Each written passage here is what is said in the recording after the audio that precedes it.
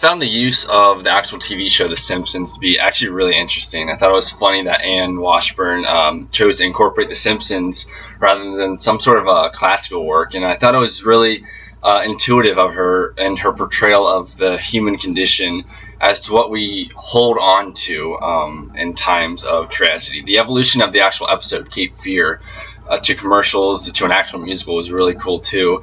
The play really embodied what modern theater is all about and the type of stories that are able to be portrayed on stage. As for themes, loss was a big one. On a large scale, the play was driven by the loss of electricity and all the nuclear meltdowns, and it opens with a group of main characters sitting around the fire, and as the first act progresses, we get the sense that the loss was more than that of just electricity, but of loved ones, because of how they interrogate Gibson about if he's seen this person or knows the whereabouts of this person.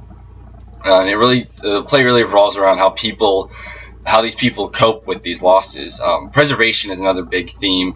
The play centralizes on the continued preservation of The Simpsons, but it also sort of emphasizes how significant it was to pop culture and TV, but on a deeper level, the play sort of focuses on the preservation of humanity itself, as this group of people find something to provide them hope in a literally and figuratively dark time. And then in a different way, there's a theme of humanity.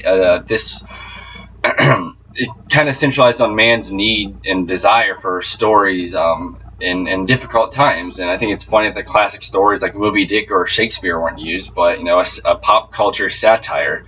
And we also see that humans evolve in a sense too. It's clear that the second act, that lines from various episodes are treated almost like currency because of the newfound value of these stories. The third act culminates this evolution with the opera rap style performance, really showing just how capable the human race is in making the best of given situations.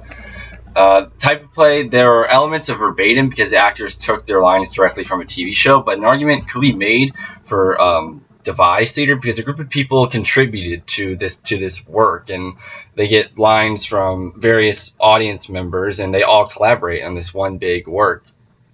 In Act 3, we see the chorus make the soundtrack for the Cape Fear with the womp womp womp sound, and then because we see that from Matt's first recollection of in Act 1. In Act 3, Mr. Byrne, the character, expresses his confusion as to which character is Itchy and which is Scratchy, and Jenny expresses the same confusion in Act 1.